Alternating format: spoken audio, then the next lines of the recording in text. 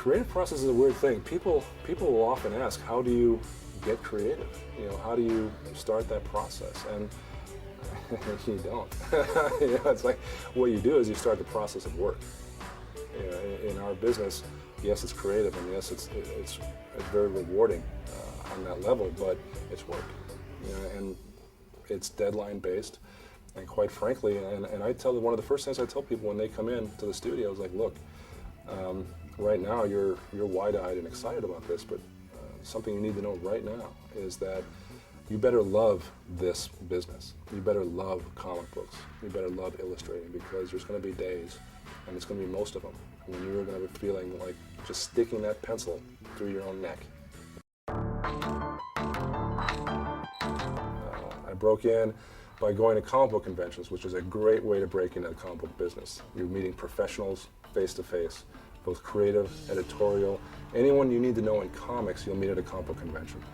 What I did was basically bring samples of my artwork to the convention every year, and each year I'd keep getting advice and from as many editors as I could find, and from that point I got eventually a smaller company, Malibu. I decided to give me a chance, and that's how I got my first issue. On average, I guess, if I go to a convention and review portfolios, I might find 4, 5, maybe 6 people who I'm truly interested in. Interest translates into, give me a business card, give me your phone number, I'd like to see some more samples on this, here's my business card, send me some stuff at the office, and we'll see what we can do. You see if you make a love connection at that point.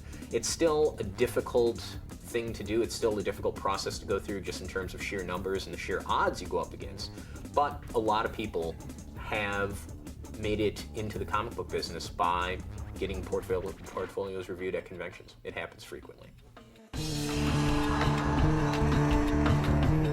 Go to school if you can. Go ahead, go to school and learn your craft. That's what school does for you. School is just providing information to you faster than you're going to get it on your own. And in some cases, you may never get that information. It's like there's things that dawn on me today that, well, maybe if I had gone to school and learned that, I would have known it 20 years ago. Go ahead. It's not required for the comic book business. It may not help you to tell a dynamic story per se, but it will help you in the fundamentals of how to draw the human figure. How to draw the human figure sitting in a chair. You maybe aren't going to get that from looking at other comic book illustrators, except for a certain few, but you can get that at school, at art school. The Joe Kubert School of Cartoon and Graphic Art in New Jersey actually has some correspondence courses right now. It costs a couple of $100, but they'll send you everything from an instruction booklet to a video to actual art supplies. You go through the lesson plan, you draw some pages, you send them into the school. They'll have their teachers. Some cases, Joe Kubert himself actually grades some of these and evaluates and critiques and sends you back notes. That's a great resource for artists, it really is. I got into the business by actually going to the Joe Kubert School. It's a school started by Joe Kubert, who was the guy who created Sergeant Rock, dedicated to training professional comic book artists. Having a shelf full of useful books to help you develop as an artist, I think the first one that people throw out there is Gray's Anatomy, which I've written or put together sometime probably in the 30s. It's a staple for artists. And it shows the good fundamental tools of structure of the human body. That's a good start just to have, because structure will always come into play. No matter how good you get at certain aspects of comics, if you don't have your structures down on how to draw the human body, regardless of what your style is, some people are more cartoony than others, some are more realistic than others, some more stylized. Regardless, you have to have the basic knowledge and structure of the human form. My father got me that book, How to Draw Comics the Marvel Way, and that started me down this road. Will Eisner's done a couple of very well-known books, including Comics and Sequential Storytelling. Am I getting that title right? No, Comics and Sequential Art. Is that the title? I don't know. There's that Will Eisner book. Bern Hogarth has done a series of books dealing specifically with anatomy and different areas of anatomy. There's precious few books on inking. The only one that comes to mind that's specifically dedicated to inking is a book by Gary Martin called The Art of Comic Book Inking that came out from Dark Horse Comics, and that's an excellent book. The best resource that I can give anyone is Speedball textbooks. You can buy them at any art supply store. The best book that I can recommend for actually understanding typography in general is a book by Robert Bringhurst called The Elements of Typographic Style. Specifically geared towards comic book coloring in Photoshop is a book published by Antarctic Press. It's something like How to Color Comic Books. If I had had it when I was breaking in, it would have been a gold mine.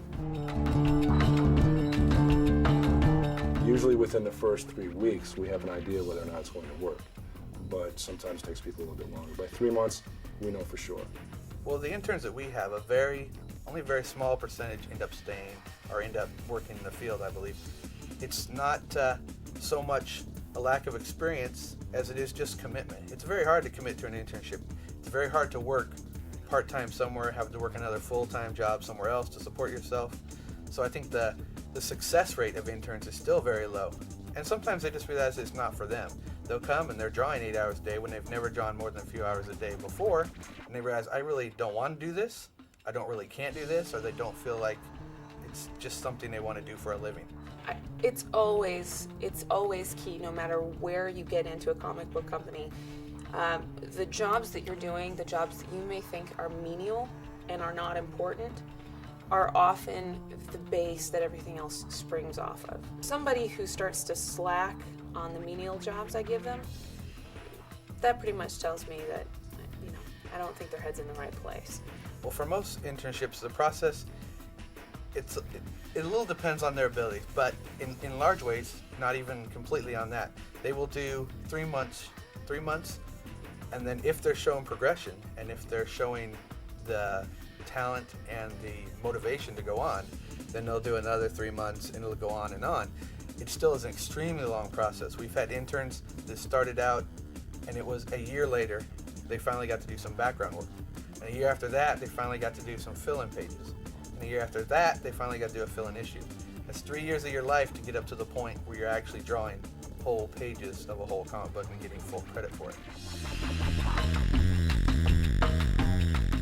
As far as what we're looking for in submissions, and again, aside from storytelling, because storytelling is very, very crucial, obviously, to submissions, but we're looking, number one, for young talent, because you want to break bad habits early.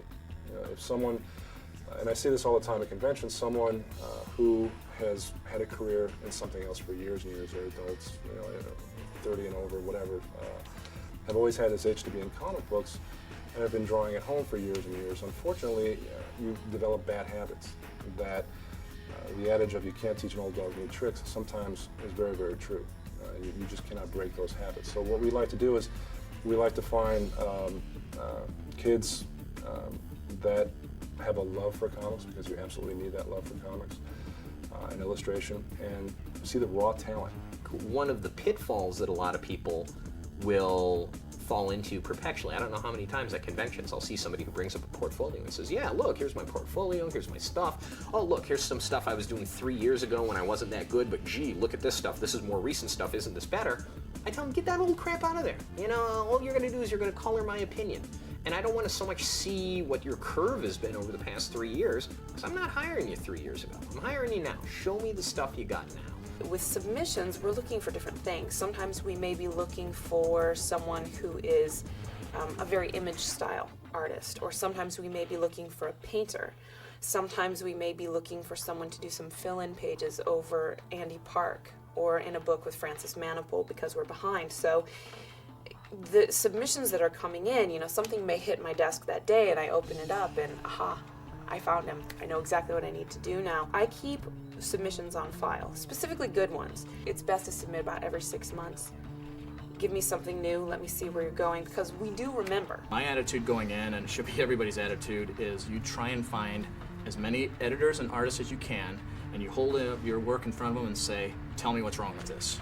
But then I realized, when they told me, that pinups don't tell the editors anything. Can you tell a story? Do you know sequential art and how it's formed and how to tell a story without using dialogue? Be able to show that you also have an understanding of light and dark. Make sure you have high contrast. We want to see shadows as much as we want to see light. Make sure that you don't try and, this is a mistake a lot of young artists make, they try and fill up everywhere. To show I'm a really good artist, I have to fill up every panel with stuff. There's a real beauty to empty space, to stark silhouettes at times. People who can actually tell a story, people who can actually show something go from point A to point B to point C, show it go from panel to panel, and make it into a story, that's a more difficult skill to learn. I always tend to look at art samples, which more often than not come with no words, and try and look at them as if there's no words. Can I just look at this and figure out what the heck is going on without a single caption or word balloon to tell me? If somebody can do that and I can follow a story without any words, chances are they're on the right track. If you really want to learn how to draw, here's who you look at. You look at guys like Manila, you look at guys like John Buscema from years ago. You look at illustrators like Frank Frazetta, if you want to learn how to draw a dynamic human form. Artists like that are invaluable tools for young guys coming up, because those are guys that have already figured it out.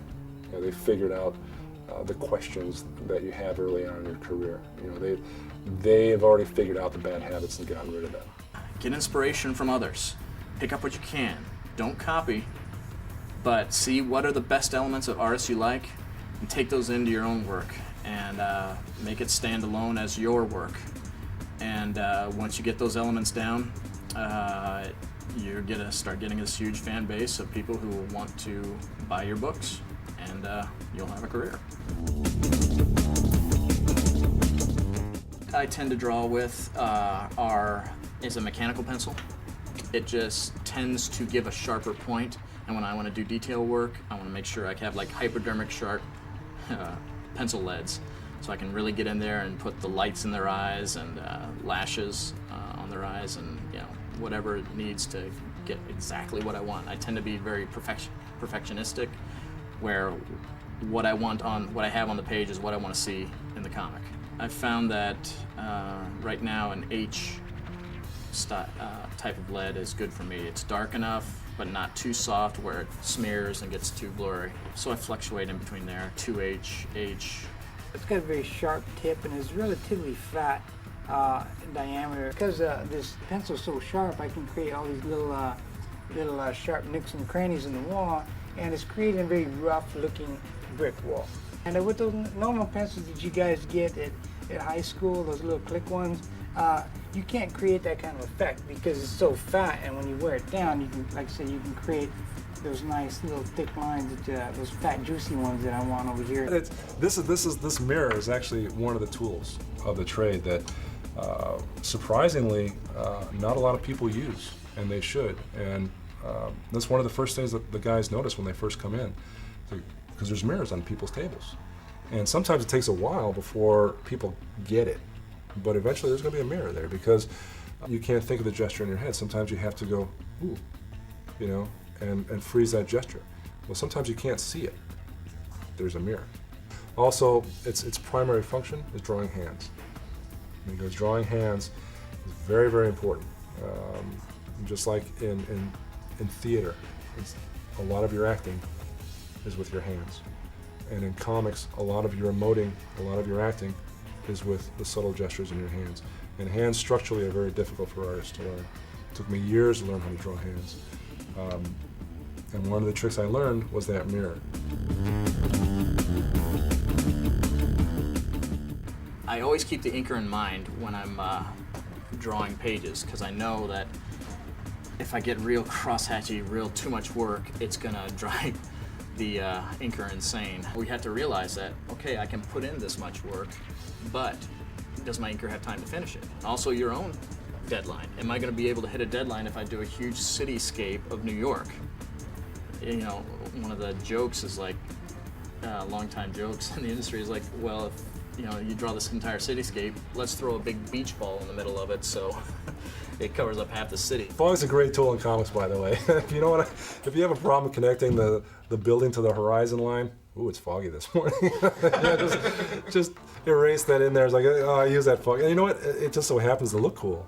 Mike Mignola actually kind of pioneered that in contemporary comics. Nobody can fog out the bottom half of a person better than Mike Mignola. I was like, oh, that's great. And you're like, wait a minute, he didn't really finish that figure. But it's like one of the things that I tell the the guys when they're trying to figure out storytelling and what have you. It's like, look, it's an illusion. Your storytelling is an illusion. It's just like the sprockets, or rather the frames of movie film. There's a gap in between there, in between those two shots of movie film, those two frames that your brain fills in. So part of your job as a storyteller is to give the illusion sometimes that something is there that it's not. Without backgrounds, you can't establish a character in their environment, and it's like I said, it's very important to story flow. Connected to that is, you have to learn how to draw certain things that people function with on a regular basis. Your phone better look like a phone, because even if people can't draw the phone, they know when one doesn't look like a phone. If someone can't draw a face, they know when that face is tweaked, if you've drawn it incorrectly. They don't know why, but they know that it is. The most important thing, the first important thing that I do when I first read a script is I try to put myself in that world of the script. I try to put myself in there. And usually it works out that it conveys itself on the page, because I've immersed myself in that world, whatever it is. And my genre is fairly specific in that it's action adventure, and it's for the most part superheroes dealing with action adventure. So it's easy for me to put myself in that world. Sometimes it takes place in the future, sometimes it takes place today, but I can put myself in that world. But you need to get a feel for what the story is and what the characters are. And then you start doing your design work and your sketching, and you start laying out the story in your mind. The writer's got a definite image in his mind, and he's trying to tell a story. And sometimes it's a little bit of pressure on the artist, because they gotta take what he had written down, and we gotta hope that we translate it well on paper. My most important thing is that it's storytelling, and I always try to pull out the key important elements in like a specific scene. What you have to instill in people is that, look, you're not going to be brilliant every day. It's just not going to happen. As I said before, you're really going to be on creatively 10% of your time. 10% of the time that you're sitting at your drawing table, everything's going to be working for you, and you're going to be just running on autopilot. It's going to be incredible. But the other 90% of the time, you got to get the job done. So that means moving on. An indelicate term that we use is you got to kill your children. It's like these things can't be so precious to you that you're not ready to move on and keep going. Now, if you have time, you can go back and fix it. One of the, I believe, causes of writer's block and artist's block is your brain dwells on a negative aspect of something you've done, or it dwells, and it's the same. It's the other side of the same coin. It dwells on a success that you've had, and can you measure up to that? And I think your brain plays little tricks on you. That little demon on one of your shoulders going, you can never live up to what you did before. Today you suck. You have no idea how to access that brilliance you had 3 days ago. Because today you can't draw worth anything. You can't be thinking that way. And what happens when you develop the ability to just move on is that before you know it, that little devil, he's been kicked off your shoulder, because you're not dwelling on it anymore. You're not dwelling on worrying about impressing anyone with your writing skills or your drawing skills.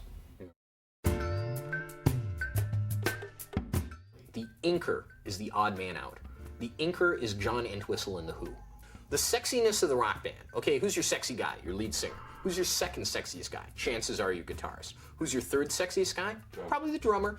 And your odd man out is the bassist. It's kind of the same way in comics. Again, you know what?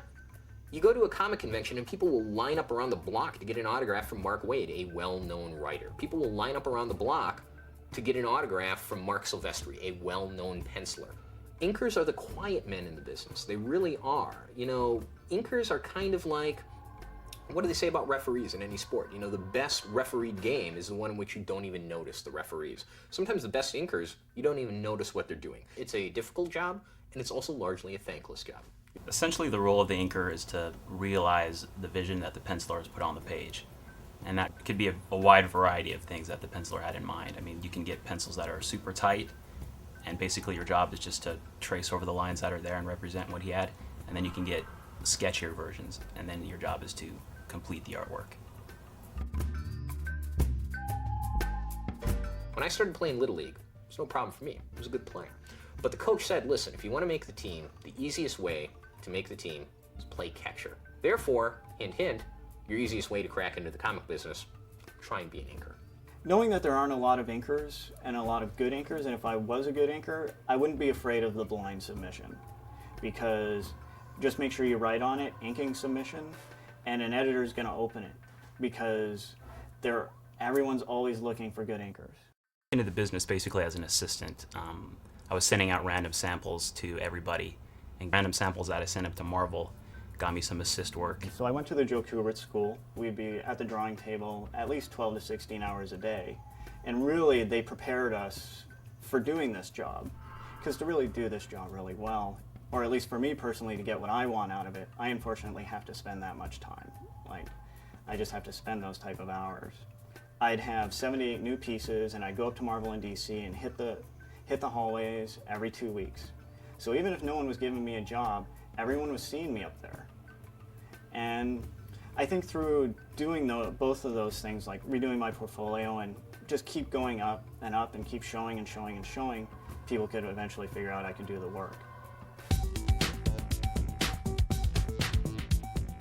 Lighting is what gives you all your depth on the page. Depending on where the lighting is coming from, that also depends on where your heaviest lines on the page will be.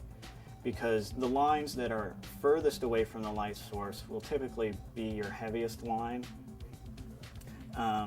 Like on my arm itself, if this was like on the page and I was inking it, you can actually even see it, the shadow here that runs underneath. And it's about, you need to be able to pick up those kind of things, because those are the things that give the drawing depth. And that's really one of the inker's main jobs and priorities. Well, honestly, usually the blacks are worked out for me when I get the pencils. As far as the line weights go, that depends upon the penciler. Sometimes a penciler will indicate line weights, which really helps to separate, and create depth in a panel. And other times they're very vague, and I have to make those decisions on my own. What happens with a lot of bad inkers is they don't understand that, and you'll end up with heavier line weights, say, in your backgrounds, because also as your backgrounds are supposed to be further away. So if you have like same line weights on your backgrounds as you do on your foreground figures, everything just flattens out on you, and you end up basically with a wallpaper. There's a page here that's interesting. This is a page by the artist Francis Manipul that does Witchblade. This is the finished ink piece here. Here's a copy of the pencils. And basically, this is a shot at the end of the book where Toranoshi's stabbing Nottingham through the chest, and he wanted it to be very stark and dramatic. You can see the rain kind of cascading down. And in the pencil version here, it's a really rough piece. He just kind of indicates and wrote some notes on the side here for us. And so what I did, if you were running your fingers over this board, you can see that this is all razor blade. These are like gashes in the page itself that gives it kind of a rougher feel. And then there's like white swoops for the hair to indicate, a little more motion. My two main tools are a Crow Quill Hunt 102, and I also worked with Winsor & Newton Series 7 brushes. This is a Winsor & Newton Series 7 brush. And you might ask, why does it have tape around the end? And that's a little inker's trick, because the brush isn't as thick as your normal pencil. So you just wrap tape around the edge until it's about pencil thickness, so then it's easier for you to hold on to rather than trying to hold on to this thin little thing. This is the principal inking tool I work with. This is a Hunt 102 Crow Quill pen nib, something that every inker needs. French curves, circle templates, and oval templates. A lot of the architectural ruling tools. There tends to be two camps of inkers. There's the brush inkers and there's pen inkers. And there's a combination happens in between the two. Obviously, you use a little bit of everything, but brush inkers tend to be kind of a softer look, more lush, and people who use pen mostly tend to be crisper, sharper. I deviate all the time. I use brush for certain effects that I'm looking for. I use markers for other effects. Whiteout, razor blade, tissue paper, cotton swab, toothbrush, whatever works. But mostly, honestly, nib, 102 nib. I'll call up the penciler on the phone, and I'll kind of talk to him about the pages, because there'll be parts of the pages where I'll kind of realize like, oh, I think he's going for a certain thing here, and I'll call him up just so I can get clarification, because that is my job to clarify what he's put on the page. So if it's a little bit nebulous to me, I need to clarify to me exactly what he was thinking. I just try and make sure the lighting's done and everything's done so the colorist doesn't get the page and try and figure out what something is. Because if the colorist gets the page from me and he himself is still looking at it and going, I can't tell if that's a pole, like I can't tell if it's a steel pole or a wooden pole, then I haven't done my job. To be a good inker, you have to bring your own vision to the artwork and not trample all over the pencilers at the same time. And a lot of that is confidence. I think that's probably the key, is to try to impart some of your own artistic influence without stepping on the penciler's toes. I think the job of a colorist is to bring a sort of mood into the page, because it'll already have the storytelling already drawn into it, and all you have to do is color some mood into it, atmosphere. A colorist, his primary purpose is to keep the action of the story in the spotlight. I would give the same advice to a colorist breaking in as I would to a penciler, and that is go to comic conventions. Do whatever you have to do to get in contact with editors so that you can get samples to work on. When you talk to editorial at a convention, they'll more likely than not send you some pencils over email, and you can color them and send it back in. For colorists, the same thing goes. I like to see the uncolored work, whether that be the inks or the pencils, and then how they colored. And I like to see several pages to see that they can keep that same color going on and on, so that people's flesh tones and everything else don't change page to page. I need to see that they can work consistently throughout a book. One thing we noticed was that, if I can learn how to use a computer, anybody can learn how to use a computer. What we were looking for were painters. So our idea was like, look, we can find someone who knows how to paint and teach them to use the new tool, the computer. But it's very tough to find someone who knows how to use a computer and teach them how to paint. The first thing that I look at when I see a piece of artwork is I think how much detail is in it and what the distribution of black and white is and what direction the light's coming from. First thing I do when I sit down to work is have someone here flat the images for me, because it's a long process. Flatting is taking an image and see, there's like all these little pieces. I'll have someone to just cut out each little piece for me, so when I go into it, it's a real time saver. Take the flats, go over with a grad, real simple, and I just, like, for this one, I started off with the sky. I went over the complete image with like a light blue to dark blue kind of thing, and I started just airbrushing clouds and over the figure, over everything. Then the next step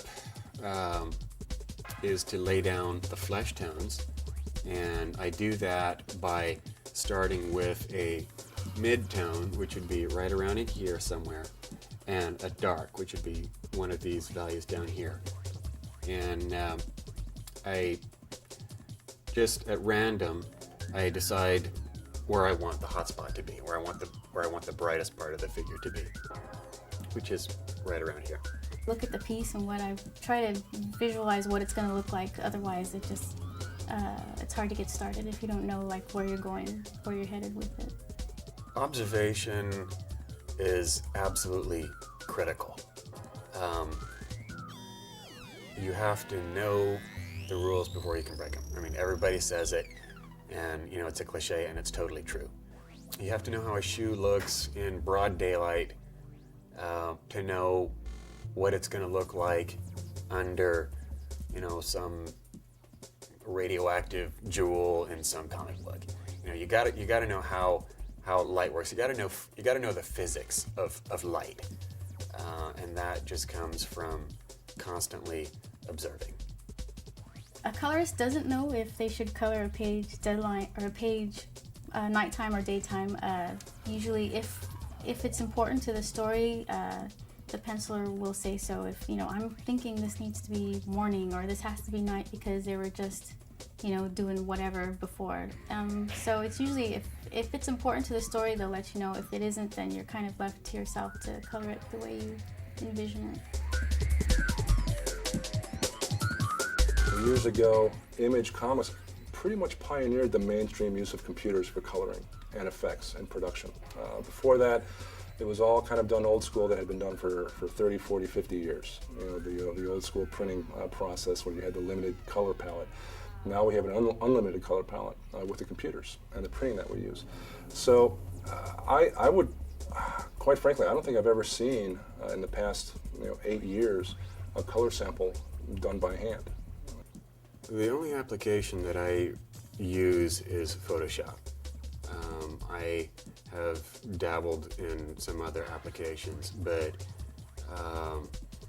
Photoshop is very intuitive and it's just very, very easy to use. And for someone like me who is most comfortable with something in my hands that makes a mark, Photoshop is really the most comfortable tool to use. Well, to color, as besides using Photoshop on a computer, we don't use a mouse. There's a Wacom tablet, which is a pen stylus over a pad, and it's pretty much like using a pencil, and it's a lot easier than using a mouse. As a traditional illustrator, what's usually in my hands is a paintbrush or a pencil and a canvas, and you pick up your brush, you put it in the paint, and you put it over on the board and it makes a mark.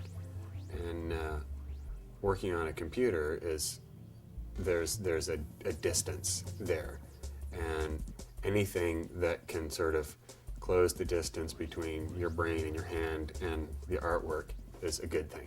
What's most important in coloring and painting is not so much the technique, but what's in your head, and what your understanding is of form and light and color. It doesn't really matter whether you're using a paintbrush and some oil paint or whether you're using Photoshop. People come to me sometimes and they go, "Oh, I want to be a letterer." I say, "Well, why do you want to be a letterer?" And I talk to them, long enough to get that they don't really want to be a letterer. They just want to be in the comic book industry, and they figure that, lettering is the easiest thing to do. I'll start there. No. Lettering is not the easiest thing to do in the comic book industry at all. I mean, lettering is among some of the oldest art that is around us. And the first step to breaking in is, do you want to be a letterer? Are you interested in lettering? If you are, go talk to people and see where you fit in. If digitizing, making your own fonts is something that's really interesting to you, then do it.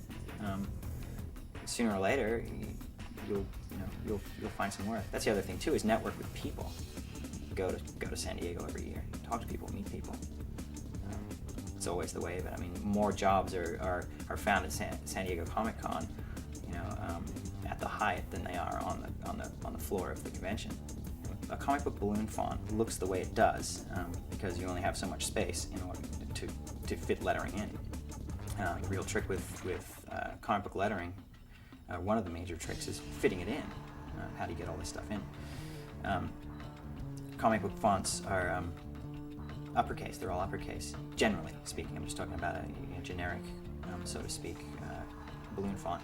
And that's because you don't have anything that drops underneath the baseline. You don't have any descenders or ascenders, like a lowercase g goes below the baseline. An h goes up to the ascender line. The only space you're dealing with between lettering can be uniform. You don't have to have a whole lot of what's called leading, because you don't have to account for those G's and Y's coming below the line. So you're able to keep the lettering really concentrated in the balloon, much on the page. That is very rare. There's always a way to get it in there. It's really interesting, actually, what lettering does for your eye as a designer. I mean, came into comics as a letterer, but I'm a graphic designer, I'm a photographer, I'm a sculptor, a juggler. You know, elements and how they move and where they go is a really big part of my mind. And I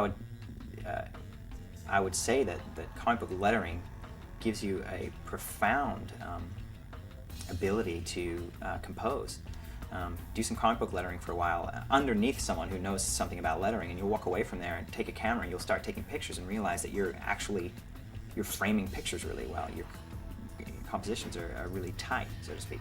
What we need to letter a comic book, when someone comes to us and says, hey, we got a comic book, we want you to letter it, we need a script, preferably in Microsoft Word format, low resolution JPEGs to work off of. We don't actually work off of the full resolution colored pages. Rarely do we have full res.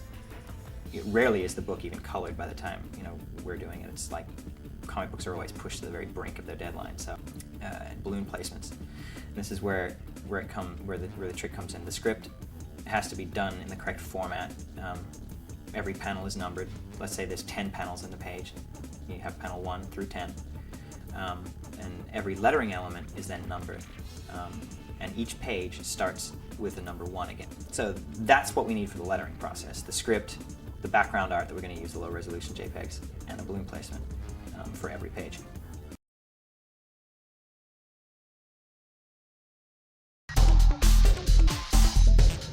This is a very stressful business. You've got the tough combination of creativity and deadline, which is not enviable to anyone. Those two are not, they're not made to go together. Oil and water, they've got nothing on creativity and deadline.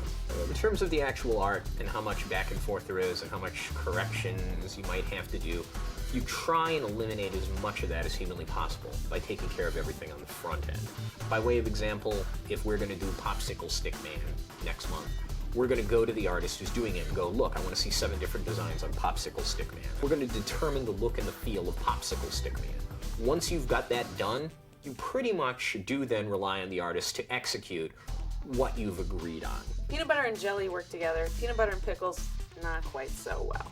So you've got a penciler who's really good with Inker A.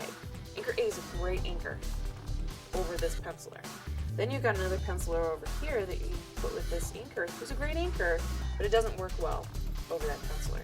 So there's a lot of thought that goes into who's available, who works well together, speeds, just ability to get pages done, what's their speed, and then you try to get all of those things together. When you're taking over a comic book, when the previous artist has already established a look, it can be tough sometimes. You don't want to venture off too much into a totally different look. The editors won't allow that in the first place. But you also want to make your mark as the new artist. And it's always tough because the audience has established the previous artist as the look. Pencilers tend to have a little bit more pull with the colorist because they're where the original ideas of what's on the page are coming from.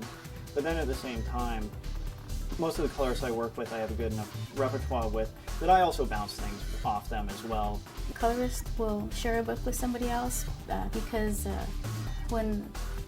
during the penciling and inking process, sometimes it can fall behind, and they usually use the colorist to help get the book out in time, so they'll team up a bunch of people. Consistency should follow book to book unless they have a creative team kind of change and there's a different colorist on a whole thing, on the whole book. Well, I think as far as habits to avoid as an artist, whether that be a writer or whether that be a penciler or inker, would be procrastination. Procrastination comes back and bites people in the butt more often than anything else.